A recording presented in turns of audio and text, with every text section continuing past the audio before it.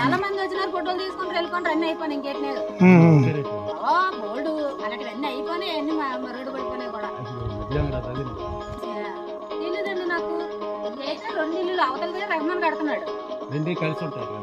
2 కలిసి ఉంది. ముందు ఎంట్రన్స్ కనిపిస్తుంది. తిరిగారా టర్నింగ్ తిరిగారా ఇక్కడ ఈ వాళ్ళు కదా 2 ఫోటోలు తీసినారు అధికారులు తీసారా? ఏంటి పేపర్ విలేకరులు తీశారు, అధికారులు వచ్చి తీశారు, రఘురాజు గారు వచ్చారు, అందరూ వచ్చారు, అందరూ తీశారు, అందరూ అయిపోయారు. ఇంకేట్లేవు. ఇప్పుడు మీరు వచ్చారు.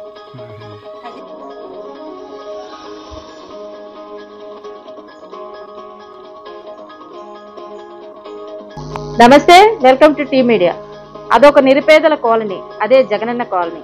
ఇవన్నీ పేదలకు ఇచ్చామని చెప్పుకున్న జగనన్న మాట ఏమో కానీ 70% మంది ధనికులు, ఉద్యోగస్తులు, వైసీపీ లీడర్లు వారి అనుచరులే ఉన్నారు.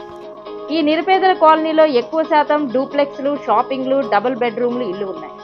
దొంగలు ఊర్లు పంచుకున్నట్లు అధికారులు, నాయకులు కలిసి ఇక్కడ స్థలాలు పంచుకొని ధనికులుగా అమ్మేశారు. ఇప్పటికైనా దీనిపై దృష్టి పెట్టి ఆ ఇళ్లను పేదలకు ఇప్పించవలసిందిగా నిలువ నీడలేని నిరుపేదలు కోరుకుంటున్నారు.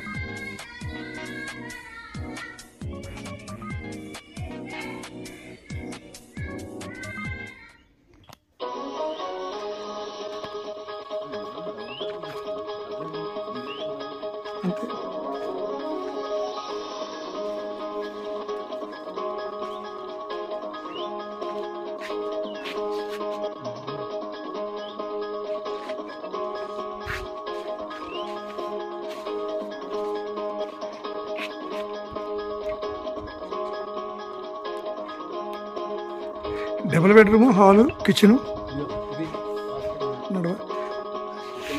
అంత ఎండ్ అదంతా ఎక్స్టెన్షన్. అంటే ఒక రూము, ఒక వంటగది ఎక్స్టెన్షన్.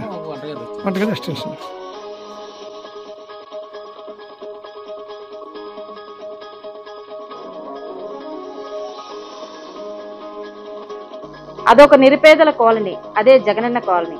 ఇవన్నీ పేదలకు ఇచ్చామని చెప్పుకున్న జగనన్న మాట ఏమో కానీ 70% మంది ధనికులు, ఉద్యోగస్తులు, వైసీపీ లీడర్లు వారి అనుచరులే ఉన్నారు. ఈ నిరుపేదల కాలనీలో ఎక్కువ శాతం డూప్లెక్స్లు, షాపింగ్లు, డబుల్ బెడ్రూమ్లు ఇల్లు ఉన్నాయి. దొంగలు ఊర్లు పంచుకున్నట్లు అధికారులు, నాయకులు కలిసి ఇక్కడ స్థలాలు పంచుకొని ధనికులుగా అమ్మేశారు. ఇప్పటికైనా దీనిపై దృష్టి పెట్టి ఆ ఇళ్లను పేదలకు ఇప్పించవలసిందిగా నిలువ నీడలేని నిరుపేదలు కోరుకుంటున్నారు.